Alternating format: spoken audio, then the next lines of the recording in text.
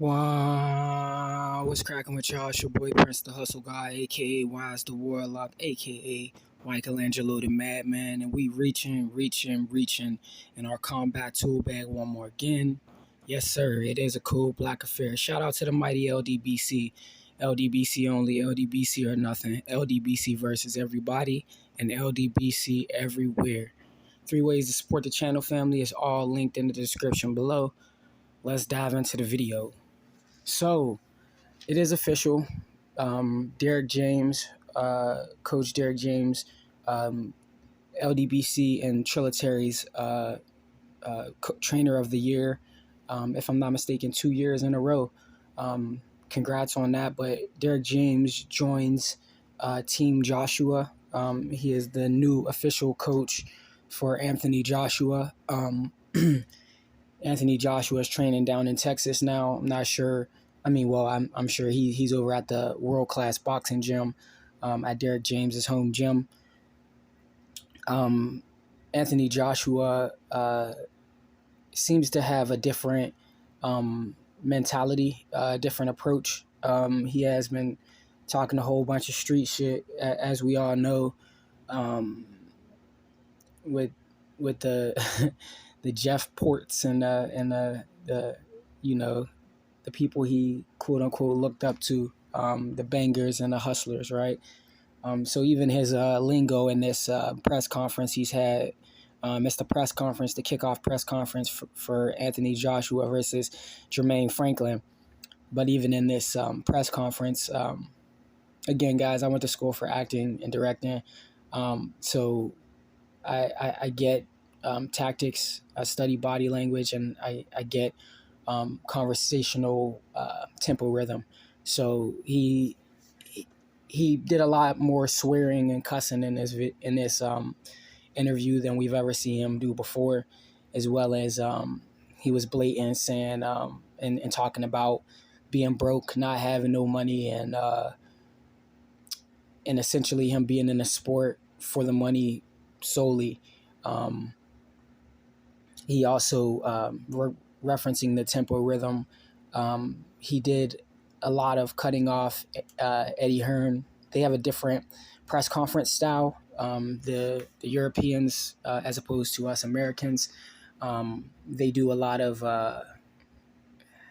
It seems to be more so for them than it is for us. It seems like their style is to have a conversation up there, and we're just witnessing it, not as interactive as it is with as it is here in America with our press conferences. But that said, yeah, he cut off Eddie Hearn a lot.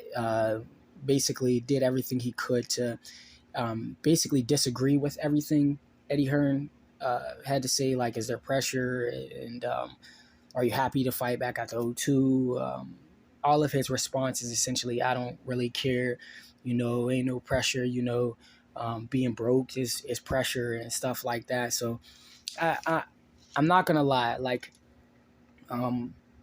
this was the most serious I've seen Anthony Joshua in the press conference, and I'm not sure if that was because he was talking all that street shit and he is trying to appear as the tough guy now, or if he's just fed up with being the gimmick guy. If he's fed up with being the darling of boxing, or the how would you say, the politically correct face. But him joining Derrick James is probably the best thing he could have done in his entire career. It's said that he was with Dominic Ingle before he was with the trainer that he's with now. And Dominic Ingle was before he was with a trainer that he let go of. But Dominic Ingle was a decent trainer. The trainer that he had was an okay trainer as far as we can see. But Derrick James, Coach Derrick James, is the best boxing mind possibly in boxing right now. we have the likes of Derrick Bozianis, who's on the rise, and John David Jackson, who's already in the game, and a slew of others. But since the late great Nassim Richardson, excuse me, I just said Nassim Hamed, but the late great Nassim Richardson and Emmanuel Stewart, it's been a battle after that, after those guys, to see who will be the best. But with the likes of a Ronnie Shields, and again, like I said, Jonathan, uh, John David Jackson. Um, there are some great boxing minds out there. Ronnie Shields, he's in a class of his own. He would be our what we have left of the last generation's trainers, along with Buddy McGurk as well, and people like Jonathan Banks as well, even.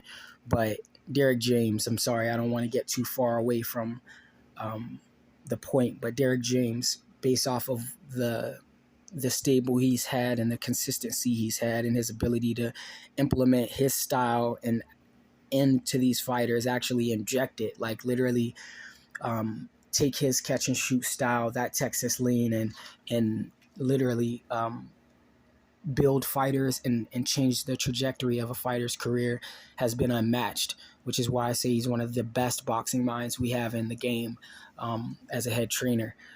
So I can't even beat around the bush, y'all. I'm rooting for AJ in this.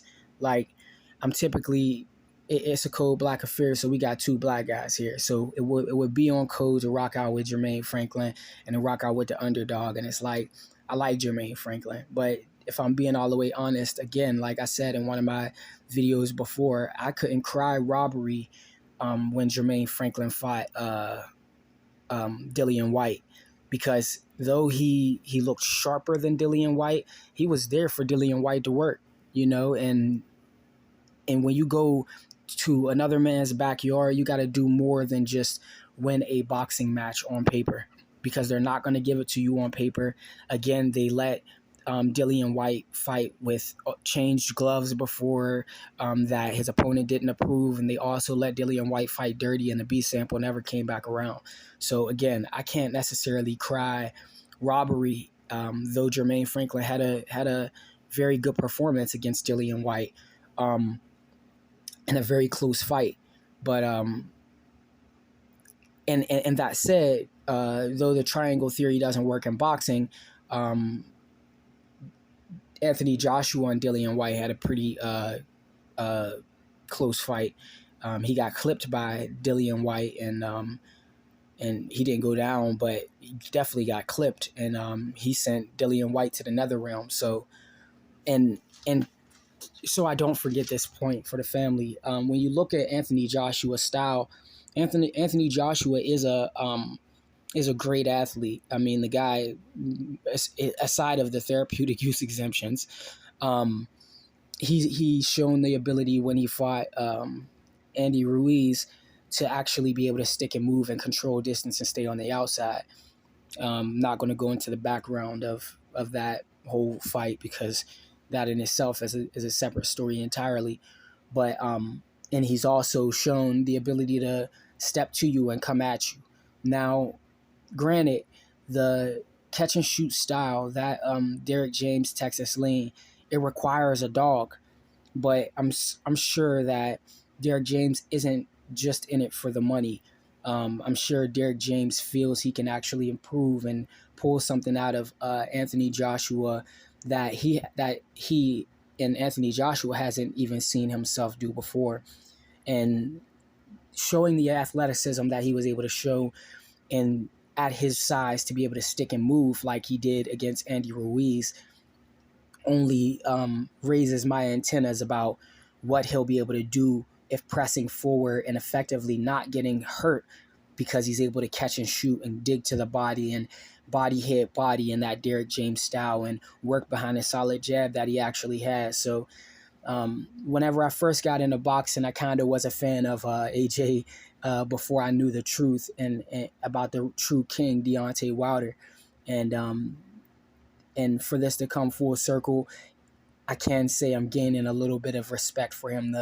picked one of the best teachers that he could have picked, to work his corner, and to, if you're to be a boxing optimist or have faith in anything, you should have faith in Derrick James. So that said, um, I would say that Anthony Joshua has this fight in the bag, um, solely because of Derrick James and his natural athleticism, but adding in the game plan and the coaching and the adjustments that Derrick James is able to make, will make him shine over Jermaine Franklin. But you've successfully reached in your combat tool bag one more again. Love y'all. Much appreciation. The way to support the channel is linked in the description. And till next time, guys, deuces.